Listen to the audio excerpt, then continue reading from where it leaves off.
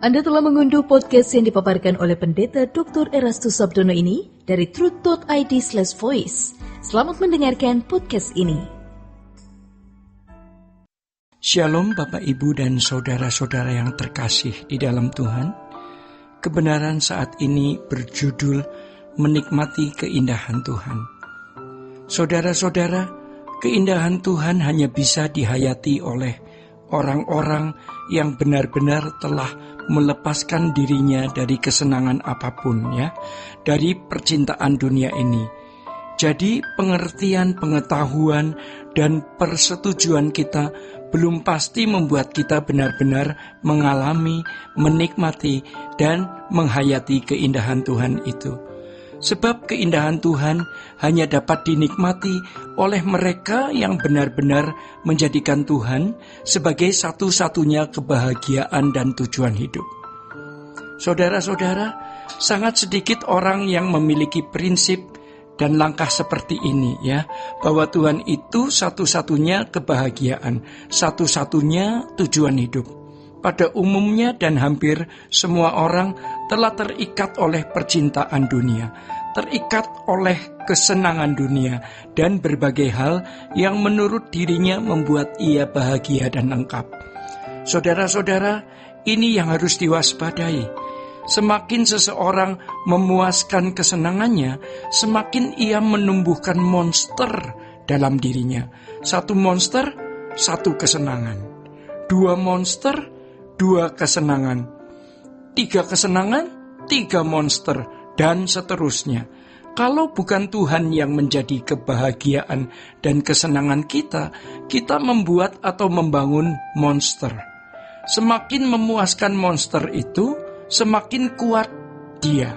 Jadi jangan kita berkata sekali ini saja, nanti tidak lagi. Sekali kita memberi umpan kepada monster itu, dia semakin kuat dan terus meningkatkan cengkeramannya di dalam hidup seseorang. Sampai seseorang itu tidak bisa lepas lagi. Ini mirip dengan orang-orang yang adiktif atau kecanduan. Ternyata kesenangan-kesenangan hidup ini yang telah menggeser selera kita dalam menikmati Tuhan.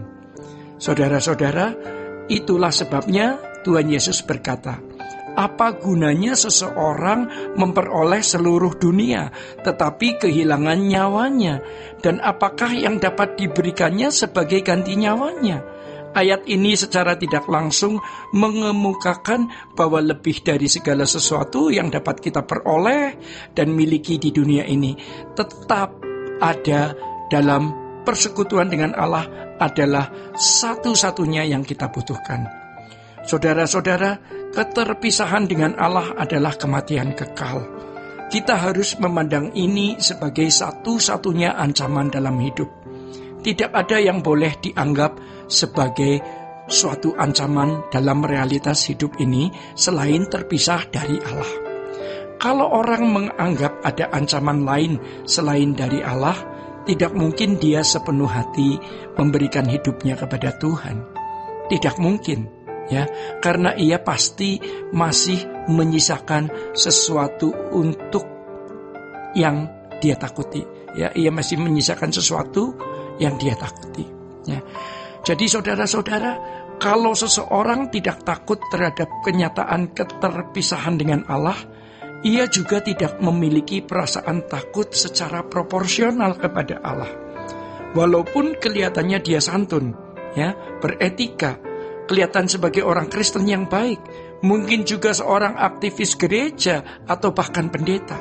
Kenyataannya banyak orang Kristen yang tidak takut terhadap realitas keterpisahan dari Allah ini.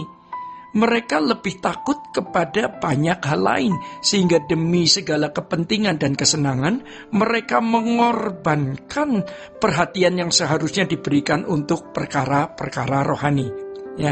Guna menjadi anak-anak Allah dan layak menjadi anggota keluarga kerajaan surga.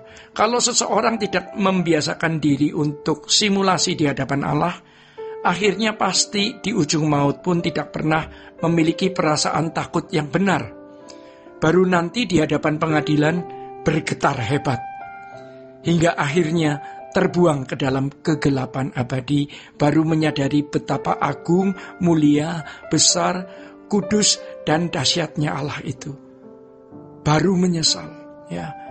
Mengapa ketika di dunia tidak menghormati Tuhan, tidak mengasihi Tuhan, tidak takut akan Tuhan, dan tidak membela Tuhan dalam segenap hidupnya. Bahkan jadi pelayan Tuhan, jadi pendeta pun hanya karena nafkah dan rezeki. Ini mengerikannya. Jadi sekarang pertanyaannya adalah bagaimana kita bisa memiliki Allah, sumber segala kehidupan itu. Kita tidak pernah memiliki Allah sampai kita dimiliki oleh Dia sepenuhnya. Dimiliki Allah sepenuhnya artinya hidup sepenuh untuk kepentingannya. Saudara-saudara, tetapi Allah tidak memaksa. Kalau seseorang masih berkeras memiliki dirinya sendiri, ya, berarti memberi diri kepada pihak lawan atau pihak musuh, Allah akan membiarkan. Namun tentu saja Allah akan memberi peringatan sebelumnya. Jadi kita harus memilih. Salahnya banyak orang itu merasa sudah memilih Allah karena menjadi Kristen. Kita harus memilih Tuhan, dan memilih Tuhan itu ada harganya, yaitu seluruh hidup kita. Maka jangan pulang ya sebelum seperti Yesus. Jadi saudara-saudara, sejak kita hidup di bumi, kita harus memperlakukan dan menempatkan Dia secara patut dalam hidup kita. Dengan demikian Allah pun akan memperlakukan dan menempatkan kita secara patut di kekekalan nanti. Saudara-saudara, ketika seseorang menyadari kedahsyatan Allah di hadapan pengadilannya nanti, artinya baru menyadari kedahsyatan Allah, dia akan sangat menyesal. Mengapa tidak mengabdi kepada Yang Maha Agung, Allah pemilik segala sesuatu dan pemilik kehidupan ini sejak di bumi? Ya, mengerikan kalau kita terlambat menghayati itu. Allah itu bukan sederetan doktrin yang ditulis di dalam buku. Dia adalah sosok berpribadi yang harus dialami. Saudara-saudara, harus diingat, segala sesuatu yang kita bisa berikan kepada Allah hari ini tidak sebanding dengan keselamatan yang Allah berikan. Demikian kebenaran pada saat ini. Tuhan Yesus memberkati. Sola Gracia.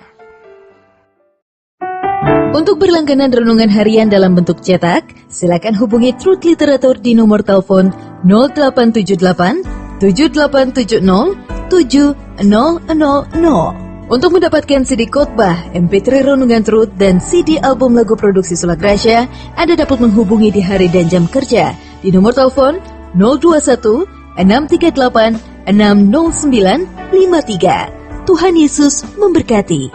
Sola Gracia.